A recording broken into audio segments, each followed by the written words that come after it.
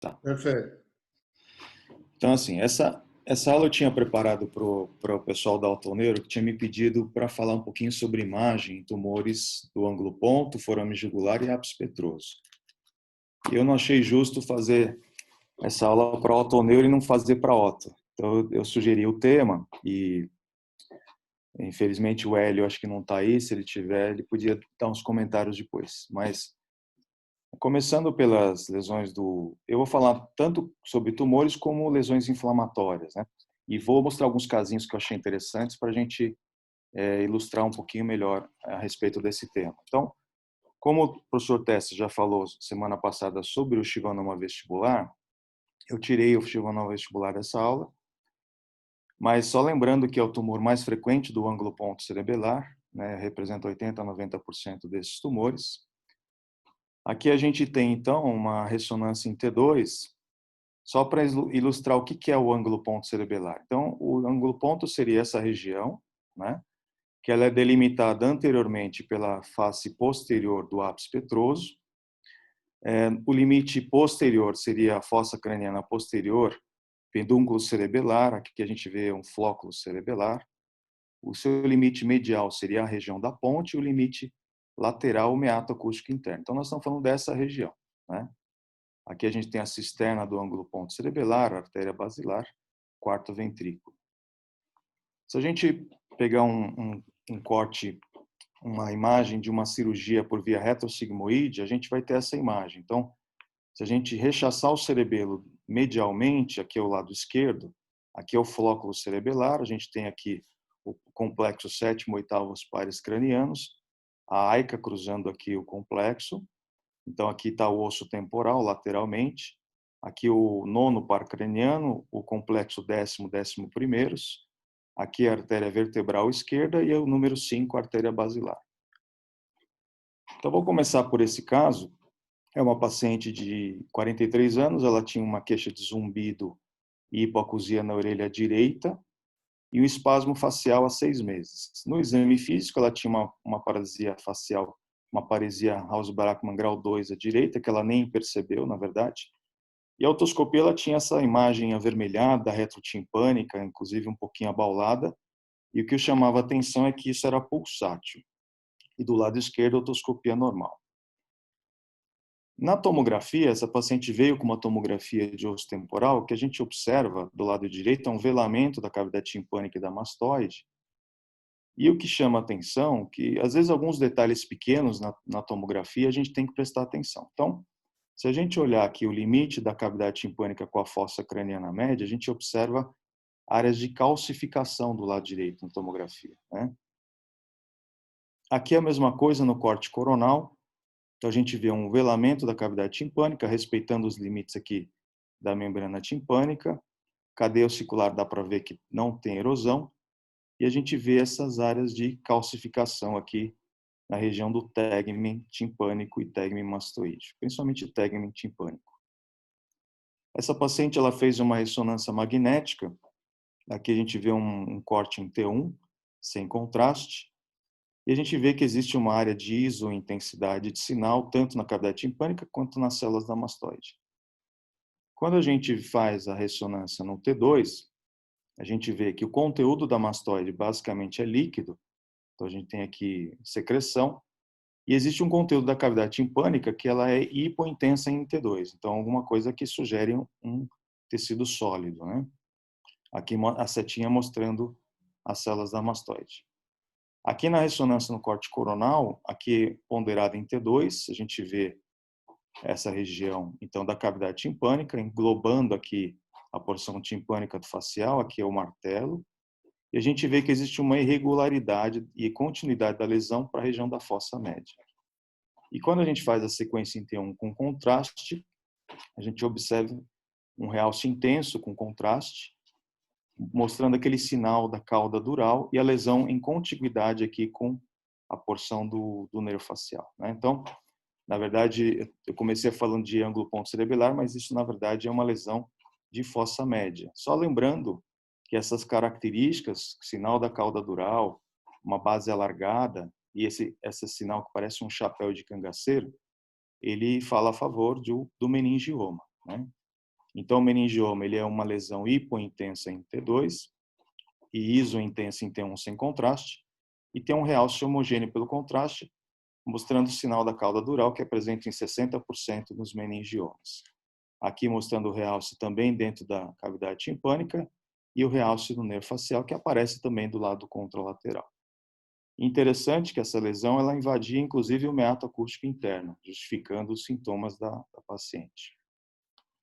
Então, o meningioma é o segundo tumor mais frequente do ângulo ponto cerebelar.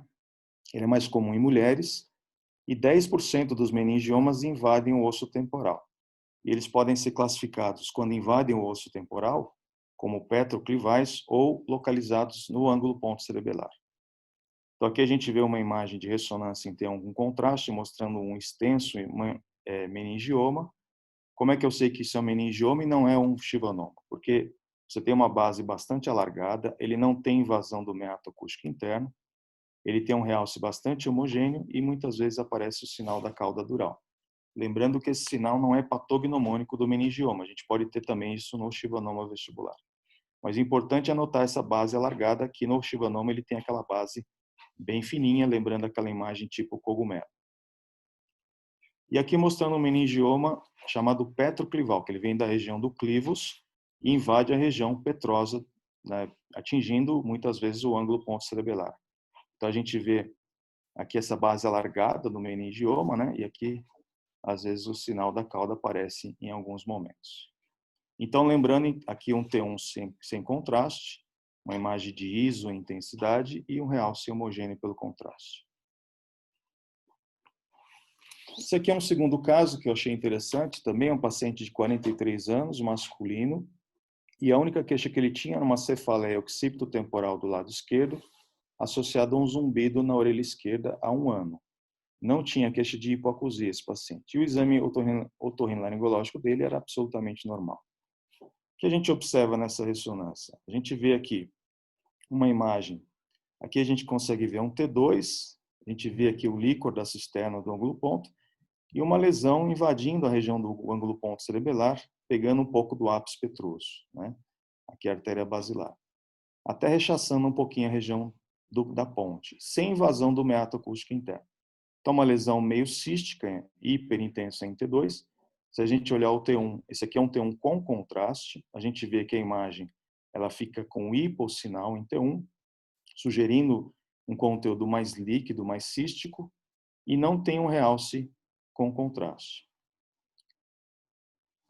Esse aqui é o mesmo paciente num corte coronal, a gente vê aqui um hipersinal em T2, bastante importante, e a gente vê que a lesão ela preserva aqui o meato acústico interno. Então, uma lesão que vem lá da região de ângulo ponto e ápice petroso. E aqui foi feita uma sequência em difusão, e a gente observa aí uma restrição importante à difusão de moléculas de água, sugerindo principalmente a principal diagnóstico aqui seria um colestatoma, um cisto epidermoide. Então, o cisto epidermoide é considerado um colestatoma congênito. Ele pode ter origem tanto no ângulo ponto cerebelar quanto no ápice petroso. E o que chama a atenção é que eles geralmente são assintomáticos até ter dimensões grandes, como esse caso que vocês viram, né? Ele tem um crescimento lento e ele vai dar sintomas por compressão de estruturas dessa região. Aqui é um outro paciente, 52 anos, masculino, e a queixa dele era espasmo facial há 2 anos, do lado esquerdo, e uma hipoacusia do lado esquerdo. A otoscopia dele era absolutamente normal e ele teve uma paralisia progressiva. Quando ele chegou, ele estava com Haus-Brackmann grau 4. E aqui a gente observa, o paciente traz uma tomografia, o que a gente observa? Se a gente olhar a região mastoide do facial, a gente vê um alargamento desse segmento mastoide. A mesma coisa a gente vê aqui no segmento timpânico, né? Se a gente comparar um corte tomográfico normal, a gente vê o segmento timpânico sem alargamento. Então, isso sugere o chivanoma do nervo facial. Aqui é uma ressonância de outro paciente, não é do mesmo paciente, mostrando uma ressonância em T1 com contraste e mostrando aqui uma imagem clássica do chivanoma de facial, que ele pega principalmente a região do gânglio geniculado, aqui acompanhando o trajeto do petroso superficial maior. Então, esse alargamento dessa região, com realce homogêneo pelo contraste, é muito sugestivo do chivanoma do facial. O seu principal diagnóstico diferencial é esse daqui, que é o hemangioma do nervo facial. Como é que a gente faz essa diferenciação? O realce ele é mais heterogêneo. Então, como é um tumor vascular, o hemangioma, a gente observa aqui num corte ampliado que existe aquela imagem que a gente chama de flow void, que é clássica dos paragangliomas. A gente vê aqui sinais de fluxo vazio de sangue relacionado a uma vasos sanguíneos com velocidade de fluxo muito alta, em que o contraste não acaba captando esses vasos sanguíneos. Então, a diferença básica na ressonância do chivanoma do facial por hemangioma é essa característica do realce pelo contraste. Uma outra lesão que pode atingir o ângulo ponto cerebelar, aqui é uma imagem que eu tirei de um artigo, eu não tinha paciente com lipoma dessa região do ângulo ponto, mas lembrar que o lipoma é um tumor benigno que pode também atingir a região do ângulo ponto cerebelar. E como é que a gente vai diferenciar na ressonância o lipoma, né? Como é que a gente vai suspeitar? O lipoma, no T2, ele é hipointenso. No T1, sem contraste, ele é hiperintenso, porque é um tumor de gordura. Então, se a gente olhar aqui a gordura do tecido subcutâneo, que é hiperintensa em T1, e a gente vê a lesão enorme. Isso aqui é um lipoma de corpo caloso, uma lesão enorme, bem característica no T1 sem contraste. Ela não tem realce com contraste. Quando a gente faz a saturação de gordura no T1, o que vai acontecer? A gordura do tecido subcutâneo vai desaparecer, assim como o tumor. Então, essa é a grande dica para a gente fazer o diagnóstico do lipoma. Então, o lipoma é uma lesão que é hiperintensa em T1 sem contraste, não realça com contraste, e quando você faz o FAT7, que é a saturação de gordura, a lesão desaparece. Outra lesão benigna, né, que na verdade muitas vezes é achado de exame dentro tanto qualquer região do encéfalo, são os cistos de aracnoide, que também podem pegar a região do ângulo ponto cerebelar. Eu já vi pacientes com cistos de aracnoides em região temporal bastante extensos e o paciente era totalmente assintomático. Então, como é que a gente faz essa diferenciação? O cisto de aracnoide, no T1, ele vai ficar hipointenso, um hipossinal em T1, e um hipersinal em T2. E não vai ter realce com contraste. Essa aqui é uma paciente que é do professor Paulo Lazzarini, da Santa Casa, mas a gente tem casos semelhantes desse lá na escola, o ambulatório do facial do Testa tem vários casos semelhantes.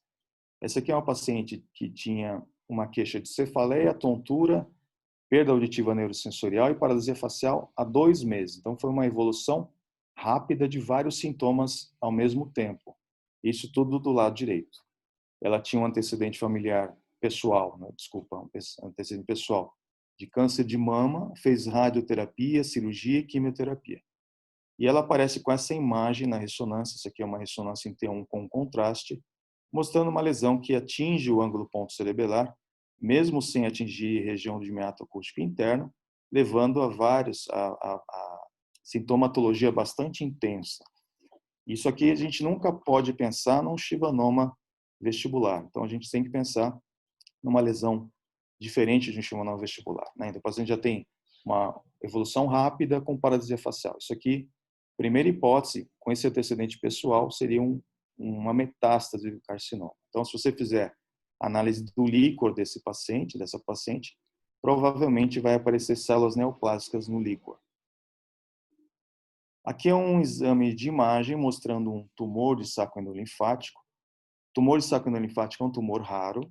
Ele tem uma caracterização de agressividade de um tumor maligno. A gente vê na tomografia essa imagem que aparece uma destruição do osso temporal, tanto da região da mastoide quanto da região da parte petrosa do osso temporal. Aqui com áreas de permeio ósseo no meio da lesão. A ressonância no T2 ela é muito variável, ela pode ter tanto hipersinal quanto hipossinal, vai depender do componente sólido ou misto dessa lesão. Aqui é um outro paciente, não é o mesmo paciente, mostrando no T1 com contraste, que o contraste muitas vezes ele aparece com essas áreas císticas dentro do tumor, né? Então, pela localização, mais a região posterior do osso temporal, primeiro suposição diagnóstica é o tumor do saco linfático.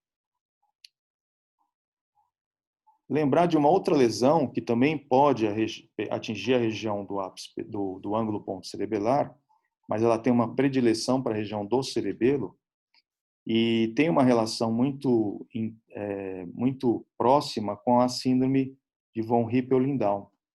Tanto o tumor do saco linfático quanto os hemangioblastomas de cerebelo têm essa relação. Então, a síndrome de von Hippel-Lindau é uma síndrome genética em que você pode ter a concomitância de vários tumores, de feocromocitoma, angiomas de retina e outros tipos de tumores.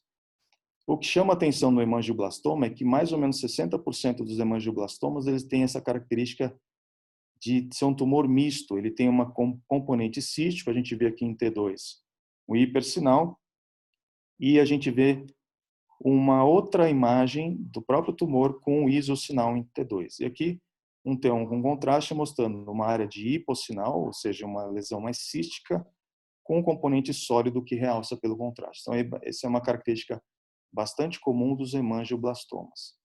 E um diagnóstico diferencial do hemangioblastoma é com o meduloblastoma. O meduloblastoma é uma lesão maligna, que é mais comum na infância, mas que também tem predileção para a região do cerebelo. Se a gente olhar um T1 sem contraste, a lesão é iso ou hipointensa, e o T1 com contraste tem essa característica da lesão ser mal delimitada e com realce bastante heterogêneo, e é mais comum nas crianças. É uma lesão bastante agressiva e o paciente tem sintomas muito precocemente. Vou mostrar esse outro caso, que é um caso de um paciente jovem, 28 anos, que teve uma surdez súbita na orelha direita há 2 meses, com tontura. Ele persistiu com a perda auditiva direita, só que ele melhorou da tontura. Ele tratou com corticoide na ocasião e depois ele apresentou uma surdez súbita também do lado esquerdo e com vertigem que durou ainda com 5 dias de história, né? Ele vinha com essa audiometria, praticamente uma anacusia na orelha direita, então ele não teve recuperação auditiva da surdez súbita, e na orelha esquerda ele tinha uma perda em agudos, preservando mais as frequências graves. E ele trazia essa ressonância magnética. Então esse paciente ele fez a ressonância sem contraste, que ele ficou com medo de tomar o contraste, porque ele era alérgico ao contraste iodado, ele ficou com medo de fazer a ressonância com o contraste. E o que a gente observa é que a gente vê um hipersinal em T1 sem contraste na cóclea do lado direito, mostrando aqui, pegando o giro basal, o giro médio apical da cóclea, e do lado esquerdo, a gente vê um hipersinal em T1, mostrando principalmente no labirinto posterior. E a gente pode observar que o hipersinal ele é mais intenso do lado esquerdo, com uma lesão mais aguda, do que a do lado direito, que já tinha 2 meses de evolução. Então, uma lesão dessa com hipersinal em T1, ela nos dá o diagnóstico de uma hemorragia intralabiríntica. Aqui mostrando uma imagem amplificada, mostrando o hipersinal na cóclea do lado direito, justificando os sintomas do paciente com a perda profunda desse lado, sem recuperação, e do lado esquerdo ele tinha esse hipersinal na região do labirinto, aqui mostrando o vestíbulo, parte do canal lateral, canal posterior. Só para mostrar um detalhezinho da doença de Meniere, né, que também pode causar surdez súbita. Isso aqui é uma ressonância, tem se falado muito em ressonância em doença de Meniere. Eu trouxe para vocês, é um caso lá do meu consultório. É um paciente que tem o diagnóstico de doença de Meniere do lado direito. Ele tem uma perda neurosensorial moderada desse lado e da parte do ponto de vista de equilíbrio ele está muito bem controlado. Isso aqui é um 3D flare mostrando com um realce, na verdade um realce tardio, que eles falam após 4 horas da administração do contraste. A gente observa a dilatação aqui do vestíbulo, então o sacro e o trículo, e aqui dilatação dos ductos cocleares, que a gente pode ver melhor no corte ampliado. Interessante notar que esse paciente também tinha dilatação com menos intensidade do lado esquerdo, apesar de ser totalmente assintomático. Esse trabalho lá da revista do Einstein, eles mostram uma outra técnica para a doença de Meniere, que eles fazem, ao invés de fazer no flare, eles fazem imagem no T1, que chama 3D Real IR, que é Inversion Recovery. E aí que a gente observa bem, aqui no T2, a gente consegue ver uma pequena área de hipointensidade sinal aqui no vestíbulo, mas quando a gente faz essa sequência, a gente vê dilatação do sacro e do utrículo e aqui dos ductos cocleares. Então, é mais um diagnóstico que a gente tem feito através de imagem de doenças da orelha interna. Esse caso é uma paciente de 45 anos. Ela chegou com uma queixa de zumbido pulsátil e hipacusia na orelha direita. Isso já tinha uma evolução de alguns anos. E ela evoluiu com quadro de disfonia e disfagia há um ano, sendo sintomas de caráter progressivo. Na otoscopia, a gente vê aquela imagem de uma lesão avermelhada, retrotimpânica, que também tinha um caráter pulsátil. Interessante aquele primeiro caso que eu mostrei, que era um meningioma de fossa média, mostrando que nem toda lesão pulsátil de orelha média, ela é um paraganglioma. Então, aqui, a audiometria da paciente, mostrando uma perda condutiva leve à direita, e ela veio com essa tomografia. O que a gente tem que observar na tomografia? Pensando numa lesão que pega pares bulbares, que você tem uma lesão pulsátil intratimpânica, a gente tem que pensar num paraganglioma jugulotimpânico. A gente observa aqui do lado esquerdo o forame jugular bem definido, aqui a crista carótida do jugular. Quando a gente olha do outro lado, a gente vê uma mastoide já com áreas de erosão, com hiperostose, reação inflamatória crônica de osso. E a gente observa esse alargamento do forame jugular e uma má definição dessa região, com apagamento da crista carótida do jugular. E o que chama atenção também na tomografia desses pacientes é que o osso ele tem essa característica de permeação óssea. É uma erosão com áreas de permeação do osso. Então, lembrando um pouquinho da anatomia do forame jugular, aqui a gente tem um corte, uma imagem de um osso, um crânio, né, cortado no sentido no sentido sagital não, no sentido coronal, em que a gente observa aqui, axial, que a gente observa aqui o forame jugular, né? Então, lembrar das relações anatômicas do forame jugular. Então, anteriormente ele é delimitado pela parte petrosa do osso temporal. A gente observa aqui o meato acústico interno. Medialmente ele é delimitado aqui pela região do clivus, né? Posteriormente pelo osso occipital e lateralmente pela região da mastoide, parte do osso temporal. Então, lembrando que então a relação do forame jugular com o meato acústico interno é uma região próxima, e lembrando que aqui dentro do forame jugular a gente tem a passagem mais anterior e medial dos nervos nono, décimo e 11º pares cranianos, e posteriormente a gente tem a veia jugular interna, e aqui a impressão do seio sigmoide. Então, a principal lesão que leva o paciente ao otorrino dessa região são os paragangliomas, né? Então, são lesões. Aqui a gente vê uma ressonância de um paciente com paraganglioma. A gente observa um alargamento do forame jugular, aqui está o bulbo da jugular. E esse aqui é um flare, esse aqui é um T2 flare, e aqui é um T1 com contraste. E a gente observa que o contraste ele acaba sendo também irregular, a gente tem aquelas áreas chamadas de flow void, né? Então, tanto no T2, o flare, que a gente vai ver isso, tanto no T1 com contraste. Vocês devem lembrar da classificação de Fish, né? O Fish ele separa esses tumores em classe A, que seria o limitado à fenda timpânica, seria o paraganglioma timpânico. O Fish B, que invade já a mastoide sem envolver a região infralabiríntica. O tipo C, que ele invade a região infralabiríntica e se estende ao ápice petroso, dividido em 4 subtipos. O C1 com envolvimento limitado da porção vertical, o C2 invasão franca da porção vertical do canal carotídeo, o C3 quando pega a porção horizontal, e o C4 com invasão do forame lácero e seio cavernoso.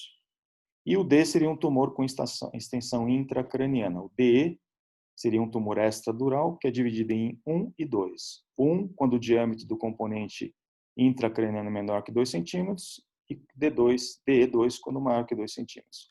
É a mesma coisa para o DI, com a diferença que o DI seria um tumor intradural.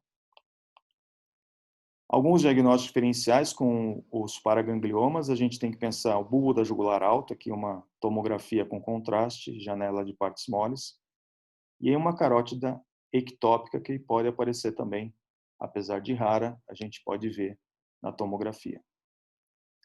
E aqui a gente consegue identificar um paraganglioma Fish A, seria um paraganglioma timpânico. Como é que eu sei que ele é um timpânico? A gente vê forame jugular com boa conformidade e a gente vê que a área do hipotímpano ela está preservada. A mesma coisa a gente vê aqui no corte coronal. Então, a região do hipotímpano é importantíssimo a gente avaliar essa região, porque muitas vezes pequenas erosões são às vezes passam despercebidas e a gente vê se tem que observar se vê aquela sinal de permeação do osso. Aqui a gente observa então na setinha a lesão, mostrando um paraganglioma Fish A. Aqui é uma paciente que deixa dúvida. Então, se a gente olhar o hipotímpano, aparentemente você não vê uma destruição importante do hipotímpano, mas se a gente observar aquela região inferior do osso petroso, da parte petrosa do temporal, a gente observa essa área de permeação óssea. Aqui a tomografia da mesma paciente mostrando forame jugular, já com alargamento do forame, e uma área de má definição do forame jugular, apagamento dessa crista carótida jugular já apagada, pegando ainda a porção ascendente da carótida. Então aqui seria um Fish já classe C. Pelo corte, é difícil dizer se são C1 ou C2, teria que ver uma sequência de cortes. Aqui mostrando uma outra paciente com uma lesão que ela invadiu toda a região, pegou a região da mastoide, cavidade timpânica, e foi para a região anterior do ápice petroso, invadindo aqui a região da carótida na sua porção horizontal. Então já seria um Fish C3, já invadindo aqui inclusive a região da cóclea, né? Aqui a gente consegue observar o outro lado, a carótida preservada, o canal carotídeo. A gente vê o forame oval, o forame espinhoso. E aqui já a gente não vê essa definição boa da região do anterior ao ápice petroso. Aqui uma ressonância magnética num T1 com contraste. A gente observa uma extensa lesão chegando a se exteriorizar aqui pela região do meato acústico, pegando toda a região da cavidade timpânica e invadindo a região intracraniana, porém preservando a meninge. Então, seria uma lesão extradural. Então, esse aqui é um Fish D, como a lesão intracraniana é menor que 2 centímetros, seria um Fish D1, DE1. E aqui é uma outra paciente mostrando também uma lesão extensa, já com invasão da meninge. Então, já seria um DI, porque já é intradural, com comprometimento menor do que 2 centímetros. Então, pela classificação de Fish, seria um DI1. Aqui é a mesma coisa no corte axial. O principal diagnóstico diferencial dos paragangliomas do forame jugular são os schwannomas. Então, o schwannoma do nervo vago ele é o mais frequente, mas você pode ter schwannoma também do 9º ou do 11º pares cranianos. E como é que a gente faz essa diferenciação? Tanto na tomografia quanto na ressonância. Na tomografia, a gente vai observar também nos schwannomas desses nervos bulbares, a gente observa também o alargamento da região do forame jugular. Com uma diferença, vocês estão vendo a região do clivus, você tem uma lesão bem definida, uma erosão óssea por alargamento do tumor, sem aquela área de permeação do osso. Então, essa é uma característica bastante importante para a gente diferenciar o schwannoma dessa região dos paragangliomas. E na ressonância, a gente vê uma lesão com contraste homogêneo, diferente daquelas lesões dos paragangliomas, em que a gente vê o sinal do flow void. Então, essa é a grande dica para a gente diferenciar essas lesões. E vamos entrar agora, então, nas lesões do ápice petroso, que na verdade, são 3 regiões muito próximas. Tanto o ângulo ponto cerebelar, quanto o forame jugular, quanto o ápice petroso têm uma relação direta com a parte petrosa do osso temporal. Por isso que os sintomas auditivos, os sintomas faciais, os sintomas do equilíbrio são bastante prevalentes nesse tipo de lesão. Lembrar um pouquinho da anatomia do ápice petroso, a gente vê aqui uma tomografia mostrando um ápice petroso do lado direito bem pneumatizado, do lado esquerdo já não tão pneumatizado. A gente vê a relação aqui da carótida, a porção ascendente da carótida. A gente vê a sua... Na verdade, o ápice petroso faz parte da parte petrosa do osso temporal. Aqui a gente vê meato acústico interno, meato acústico interno. E aqui é um corte de um osso craniano, mostrando, então, a relação do ápice petroso aqui com o meato acústico interno, mostrando a relação com aqui é o forame oval, forame espinhoso, e a relação do ápice petroso com o clivus. Então, ele tem uma relação com os 2/3 superiores do clivus. Aqui mostrando uma ressonância magnética em T1, em que a gente observa a relação do ápice petroso, então, com o meato acústico interno, relação aqui com a região do cavo de Meckel, onde tem o gânglio de Gasser, gânglio trigeminal, aqui a carótida, seio sfenoidal, a região do clivus, aqui a região da artéria basilar, a saída do canal de Dorello, onde vai passar o nervo abducente. Então, mostrando as suas relações com pares cranianos, quinto e sexto, sétimo e oitavo pares cranianos. Aqui num corte tomográfico, aqui num corte axial, uma tomografia de janela óssea, que a gente vê os limites do ápice petroso, aqui o limite mais superior e anterior, que seria através dessa setinha mostrando a fissura petroclival, a relação com o clivus, relação com a carótida, e aqui no corte mais inferior, mostrando então a região da carótida horizontal e mostrando a fissura petroesfenoidal, tanto delimitando lateral e anterior a região do ápice petroso, quanto medial e anterior a sua relação com o clivus. Aqui em cortes de ressonância magnética, aqui é um T1 sem contraste, em que a gente observa o meato acústico interno, a região do ápice petroso. Notar que o ápice petroso, na grande maioria das pessoas, ele é preenchido por medula óssea. A medula óssea, como tem conteúdo gorduroso, ela vai ficar com hipersinal em T1, sem contraste. Aqui a região do clivus, aqui a região do gânglio de Gasser. E a gente olhando no corte em T2, a gente vai ver aqui a cisterna da região do ângulo ponto, mostrando então a saída dos sétimo e oitavos pares cranianos, o sexto par craniano, a artéria basilar, região da ponte. Aqui o gânglio de Gasser, no cavo de Meckel, que é preenchido por líquor, por isso ele fica hiperintenso em T2. Então, mostrando as suas relações com esses nervos cranianos.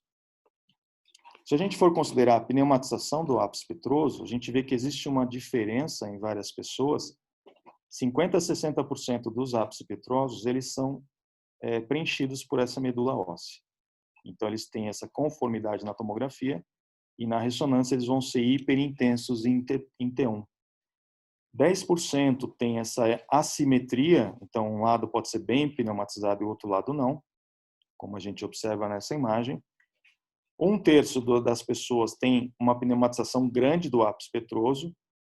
Isso está relacionado ao aparecimento de algumas lesões do ápice petroso, que eu vou falar a seguir. Então, para você ter essas lesões, é primordial que a pessoa tenha uma pneumatização do ápice petroso. Se você não tiver essa pneumatização, como aqui, a gente não vai ter alguns tipos de lesões. E 7% tem um ápice petroso que praticamente não tem nem a medula e nem pneumatização.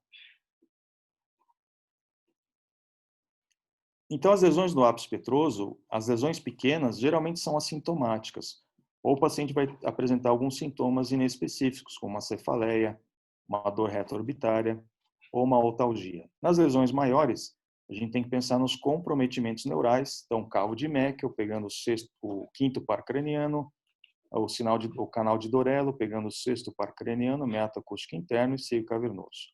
Então, o paciente pode apresentar alguns sintomas decorrentes da lesão desses pares cranianos. Existem algumas lesões que se desenvolvem durante o crescimento do osso temporal. Eu vou comentar sobre essas 4 lesões. Então, a gente vê uma tomografia de um paciente aqui com velamento das células da mastoide e a gente observa uma lesão invadindo o ápice petroso, já com erosão da região do clivus. E a gente pode observar que essa lesão ela é permeada por áreas de calcificação. Aqui num corte axial, mostrando aqui a mesma lesão, invadindo aqui a região do clivus, com erosão do clivus.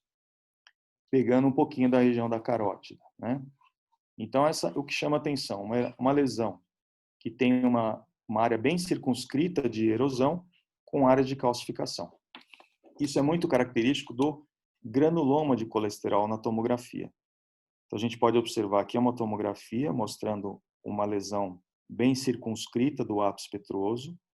Aqui a gente vê o ápice petroso normal do outro lado, e com essas áreas de calcificação permeadas no meio da lesão. Como é que a gente vai ver na ressonância o granuloma de colesterol? A gente vê uma lesão tão bem circunscrita que ela tem um hipersinal em T1 sem contraste.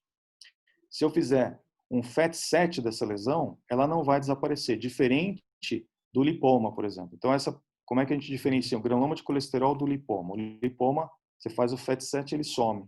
O granuloma de colesterol, não. Porque ela é uma lesão que tem componente líquido e componente gorduroso. Então, a gente olhar um T1, aqui é um T1 sem contraste, a gente vê a lesão com hipersinal, e no T2 ela também apresenta um hipersinal, menos muitas vezes do que no T1. E ela não desaparece com o FAT7. A mucocele do ápice petroso é uma lesão bem mais rara, então seria o quê? Uma lesão inflamatória com acúmulo de líquido, e a diferença é que ela vai ser hiperintensa apenas no T2, e no T1 ela fica com hipossinal, típico de uma lesão mais cística. A cefalocele, que é considerada uma meningocele, ela pode ser tanto unilateral quanto bilateral. Como é uma lesão onde você tem a presença do líquor junto da meninge, aqui a gente vê um alargamento do cavo de Meckel e a presença do líquor bilateralmente com esse alargamento. Então, é uma lesão que vai ser hiperintensa no T2, com um componente de líquido mesmo, né? E no T1 ela vai ficar com hipossinal. E ela tem uma relação muito importante com a síndrome da célula túrcica vazia. E com aqueles pacientes que têm hipertensão intracraniana benigna, também tem relação com essas meningoceles. Muitas vezes são achados de exame e o paciente pode ser totalmente assintomático. Aqui é um caso que eu vi num artigo mostrando uma meningocele unilateral do cavo de Meckel, que pode se estender até a região do pescoço. Então, aqui, quando o paciente tem esse tipo de lesão maior, ele vai ter alguns sintomas, principalmente por compressão do quinto ou sexto pares cranianos. Depois a gente tem as lesões inflamatórias do ápice petroso. As duas principais seriam a apicite e a osteomielite. A gente pode também ter pseudotumor e a granulomatose de Wegener. Aqui é um paciente do nosso pronto-socorro, que ele deu entrada com um quadro de otalgia, otorreia na orelha esquerda, uma dor retroorbitária à esquerda também, e evoluiu com estrabismo convergente do olho esquerdo há mais ou menos 20 dias. Então, um quadro agudo, paciente jovem. Se a gente olhar a tomografia desse paciente, ele tem aqui do lado direito absolutamente normal, mastoide, né, cavidade timpânica, a gente vê o ápice petroso bonitinho, e desse lado a gente vê uma erosão do ápice petroso, mas bem circunscrita. Não vemos calcificação dentro dessa lesão, então uma lesão mais aguda. E a gente pode observar as células da mastoide preenchidas por conteúdo de partes moles, assim como a cavidade timpânica com preservação da cadeia ossicular. Na ressonância em T2, a gente observa que a lesão do ápice petroso ela tem um hipersinal, assim como as células da mastoide. Então, as células da mastoide preenchidas por conteúdo líquido, assim como a região do ápice petroso também no T2. E o T1 com contraste, o que vai acontecer? A gente vê também um realce em células da mastoide, mostrando um processo inflamatório, porém, no ápice petroso a gente consegue ver um realce periférico com uma lesão com hipossinal em T1. Isso é clássico de um abscesso do ápice petroso. Então, o diagnóstico desse paciente foi uma petrosite ou apsite, também chamado, nesse caso, da síndrome de Gradenigro, que o paciente tinha todos os sintomas da síndrome, com comprometimento do sexto, quinto pares cranianos. E se a gente observar a sequência em difusão do ápice petroso, a gente vê que ocorreu o quê? Uma restrição à difusão. Aí isso é um colesteatoma? Não. A gente tem que lembrar que restrição à difusão não é patognomônico de colesteatoma, ou seja, não é exclusivo do colesteatoma. Então, a gente pode ter também algumas lesões inflamatórias ou tumorais que também têm restrição. Aqui, quando a gente tem um abscesso com alta viscosidade, ele pode restringir a difusão das moléculas de água. Por isso que você tem essa restrição à difusão. Isso foi importante nesse paciente, que a difusão mostrou evolução progressivamente de melhora com o uso da antibiótico terapia. Outra lesão inflamatória são as osteomielites de ápice petroso. Aqui a gente pode observar um paciente com otite externa necrotizante. A gente vê uma lesão do ápice petroso, uma lesão com isocinal em T1 e com um realce bastante importante com contraste, mostrando realce inclusive na região da articulação temporomandibular. E esse realce vem desde a região do pavilhão auricular. Então, esse aqui era um paciente com otite externa necrotizante. Mas isso também não é patognomônico. Esse sinal ele pode apresentar também em algumas outras infecções, como alguns fungos mais agressivos ou até tuberculose. E existem também os tumores benignos que invadem a região do ápice petroso. Os dois principais seriam o meningioma, que é aquele meningioma que eu já falei que é o petroclival, e o chivanoma. O chivanoma, quando a gente pensa em chivanoma do ápice petroso, a gente tem que pensar principalmente o chivanoma trigeminal. Então, a característica do chivanoma de ápice petroso na ressonância é igual a qualquer outro tipo de chivanoma. Vai ser uma lesão que vai ser mais com hipossinal em T1, aqui a região do cavo de Meckel, e ela vai ter um isosinal em T1, desculpa, um hipossinal em T2, um isosinal em T1 sem contraste com um realce homogêneo pelo contraste, que pode ser um pouco heterogêneo com regiões císticas dentro do tumor. Aqui o meningioma, como eu mostrei para vocês, meningioma petroclival.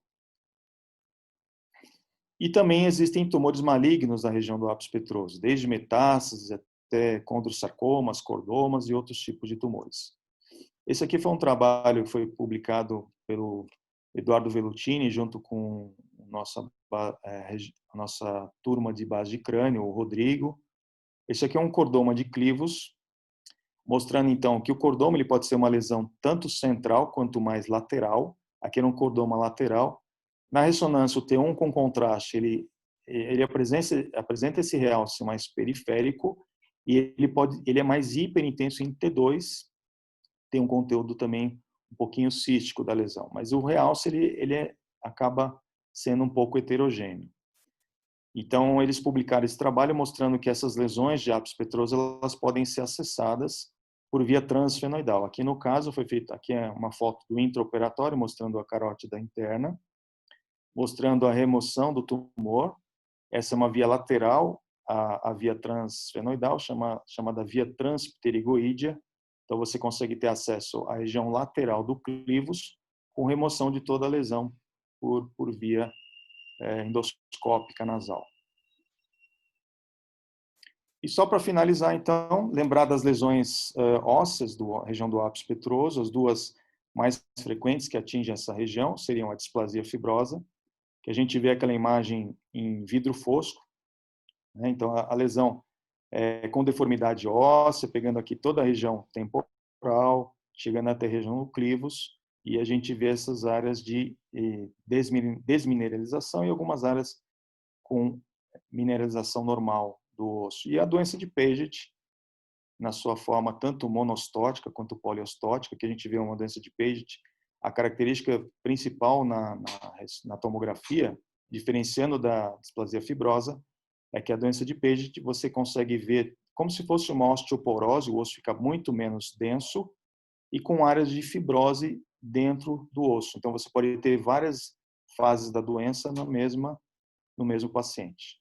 Então, a doença de Paget é mais frequente do ponto de vista populacional do que a displasia fibrosa. Mas se a gente considerar osso temporal, não existe uma incidência de diferenciação qual das duas seria mais frequente. Então, obrigado pela atenção de vocês. A gente tem aí mais uns 18 minutinhos, ou um pouquinho menos, para eventuais dúvidas.